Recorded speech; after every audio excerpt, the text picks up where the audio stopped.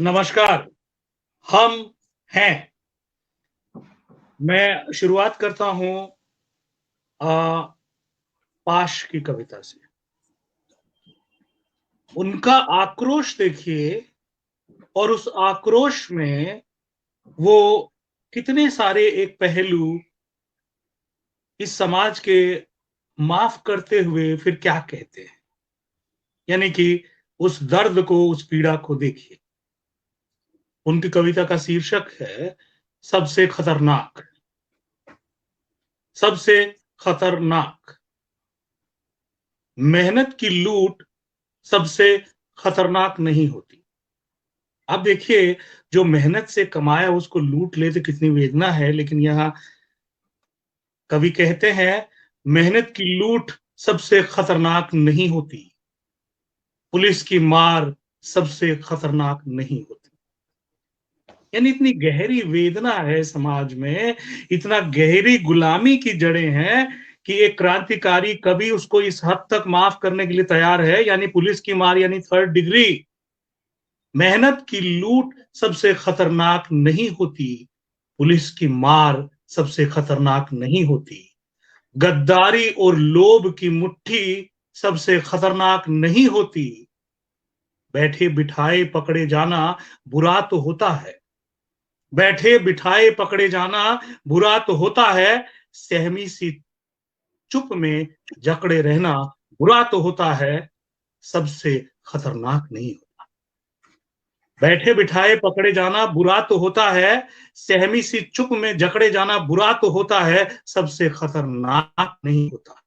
कपट के शोर में सही होते हुए भी, कपट के शोर में सही होते हुए भी दब जाना बुरा नहीं होता। कपट के शोर में सही होते हुए भी दब जाना बुरा तो है। जुगनुओं की लौ में पढ़ना, जुगनुओं की लौ में पढ़ना और मुट्ठियां भींच कर बस वक्त निकाल लेना बुरा तो है, सबसे खतरनाक नहीं होता। सबसे खतरनाक होता है मुर्दा शांति से भर जाना। सबसे खतरनाक होता है मुर्दा शांति से भर जाना, तड़प का ना होना, सब कुछ सहन कर जाना। सबसे खतरनाक है मुर्दा शांति से भर जाना, तड़प का ना होना, सब कुछ सहन कर जाना। घर से निकलना, घर से निकलना और काम से लौटकर घर आना। सबसे खतरनाक होता है हमारे सपनों का मर जाना। सबसे खतरनाक वो घड़ी होती है, सबसे खतरनाक वो घड़ी होती है आपकी कलाई पर चलती हुई भी जो आपकी नजर में रुकी होती है। आपकी कलाई पे चलते हुए भी आपकी नजर में रुकी होती है। सबसे खतरनाक वो आंख होती है। सबसे खतरनाक वो आंख होती है जिसकी नजर दुनिया को मोहब्बत से चूमना भूल जाती है और वो एक घटिया दोहराव के क्रम में खो जाती है। सबसे खतरनाक वो गीत होता है जो मरसी की तरह पढ़ा जाता है। सबसे खतरनाक वो गीत होता है जो मरसी की तरह पढ़ा जाता है, आतंकित लोगों के दरवाजों पर गुंडों की तरह अकड़ता है। सबसे खतरनाक वो चांद होता है।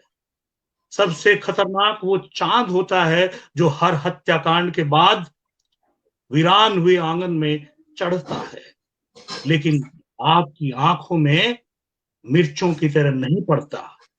सबसे खतरनाक होता है वो दिशा। सबसे खतरनाक वो दिशा होती है, सबसे खतरनाक वो दिशा होती है जिसमें आत्मा का सूरज डूब जाए, जिसमें आत्मा का सूरज डूब जाए और जिसकी मुर्दा धूप का कोई टुकड़ा आपके जिस्म में पूर्व में छुप जाए। सबसे खतरनाक होता है सपनों का मर जाना। मेहनत की लूट सबसे खतरनाक नहीं होती। पुलिस की मार सबसे खतरनाक नहीं होती।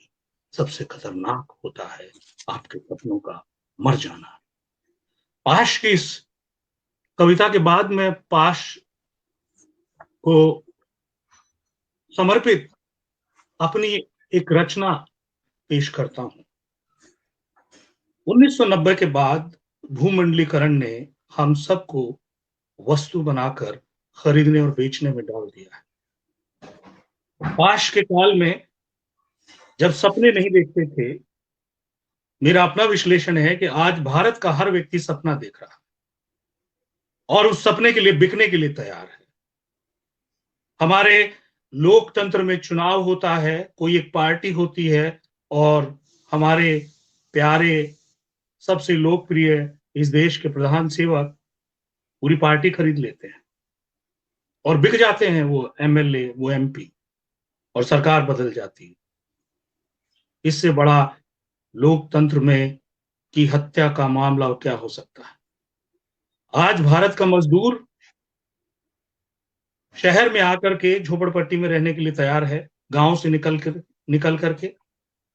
भारत का मध्यम वर्ग शिक्षा खरीद कर, वो पढ़ा लिखा नहीं है, प्राइवेट स्कूलों में, कॉलेजेस में, यूनिवर्सिटीज में, मैनेजमेंट में वो शिक्षा खरीद कर अमेरिका में बसना चाहता है।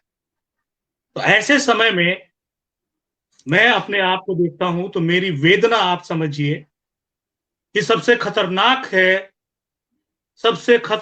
है काल को भोगवादी बनाना।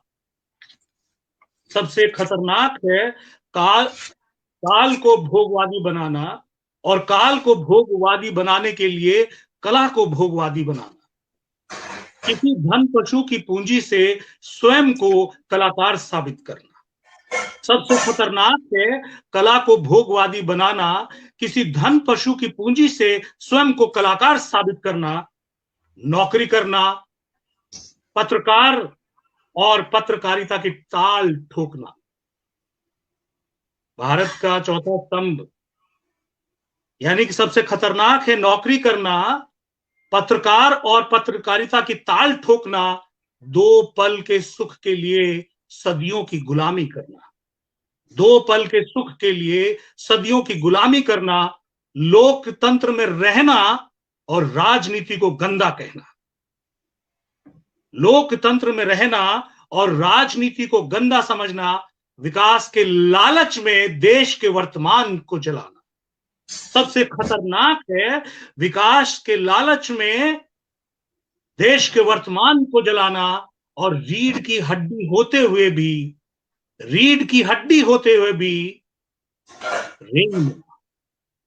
ये कल्पाश ने कहा था, सबसे खतरनाक है सपनों का मर जाना। नहीं, सबसे खतरनाक सपनों का मर जाना नहीं, सबसे खतरनाक है सपनों का बिक जाना, सपनों का बिक जाना, सपनों का बिक जाना। आज ये मोदी सरकार पूरे देश को बेच रही है, जो सबसे खतरनाक है। मैं अभी आपके सामने जो रचना पेश कर रहा हूं कि मेरा आक्रोश इतना गहरा है कि मैंने अपने शब्दों को पत्थर बना लिया है, और वो शब्द जो है वो पत्थर बन करके आपकी चेतना जगाने का काम कर रहे हैं। मेरा हिंसा में विश्वास नहीं है, लेकिन ये समाज मूर्छित है और इस समाज की मूर्छा को तोड़ने के लिए एक लेखक के पास शब्द सबसे बड़ा माध्यम है। तो लीजिए, अभी 5 साल से हम लगातार कोशिशें कर रहे थे कि किसान आंदोलन हो रहा है, किसानों की आत्महत्या हो रही है, और उसमें हमारा ये था कि किसान जब भी हमारे सामने पोस्टर आता है तो वो किसान का पोस्टर में एक मूछ वाला और एक पगड़ी वाला हमारे भूमि पुत्र को, हमारे अन्नदाता को दिखाया जाता है। तो हमने कहा कि नहीं, महिला भी उसमें शामिल है, और शोध ये बताता है कि 65% कृषि का काम हमारी बहनें करती हैं, महिलाएं करती हैं। अच्छी बात यह हुई कि इस किसान आंदोलन में अब महिला कंधे से कंधा मिलाकर आंदोलन में सहभागिता कर रही है, और 18 जनवरी को पहली बार इतिहास में यह हुआ कि महिला किसान दिवस मनाया गया। हमारे सारे आंदोलनकारी साथियों को सलाम, अभिनंदन। तो मेरी पहली कविता है महिला किसान दिवस पर, उसका शीर्षक है बदलाव की बयार। जब जब भूमि पुत्रियों ने ठाना है, जब जब भूमि पुत्रियों ने ठाना, तब तब बदल दिया जमाना। जब जब भूमि पुत्रियों ने ठाना, तब तब बदल दिया जमाना। चूल्हे चूल्हे की आग जब बनी मशाल, चूल्हे की आग जब बनी मशाल, तब भड़क उठी चारों ओर क्रांति ज्वाला, तब भड़क उठी चारों ओर क्रांति ज्वाला। जाग मक्कार, ए मक्कार सत्ताधीश अब जाग, जाग मक्कार भाग गद्दार, छोड़ गद्दी हो फरार, ओ पूंजीपतियों के दलाल, अब रण में कूद पड़ी। देख भारत की बाला, देख भारत की बाला, देख भारत की बाला। छद्मी राष्ट्रवादियों खबरदार, छद्मी राष्ट्रवादियों खबरदार, संघी विकारियों होशियार, ये भूमि पुत्रियों की ललकार है, बदलाव की बयार है, बदलाव की बयार है, बदलाव की बयार। मैं कहना चाहता हूं सारे आंदोलनकारी साथियों को, और पेश है मेरी अगली कविता। ए माटी के लाल अब करो या मरो, ए माटी के लाल अब करो या मरो, किसान भाई सुन लो, किसान भाई सुन लो, किसान बहनों सुन लो। प्रधानमंत्री की कुर्सी पर जनता का हित चिंतक नहीं बैठा, प्रधानमंत्री की कुर्सी पर जनता का हित चिंतक नहीं बैठा, आज प्रधानमंत्री की कुर्सी पर पूंजीपतियों का दलाल बैठा है। इसलिए 3 काले कृषि कानूनों से वो किसानों को बर्बाद कर पूंजीपतियों को देश का मालिक बनाना चाहता है, बंधुआ मजदूर बनाना चाहता है। आप दिल्ली आना चाहते थे, आप दिल्ली आना चाहते थे, इस दलाल ने हाईवे खुदवा दिया, वाटर कैनन से ठंड में हमला करवा दिया, बड़े बुजुर्ग अन्नदाता पर पुलिस का डंडा चलवा दिया। आप ठंड में सड़क पर हैं, आप ठंड में सड़क पर हैं, ये नृत्य करने में मगन है।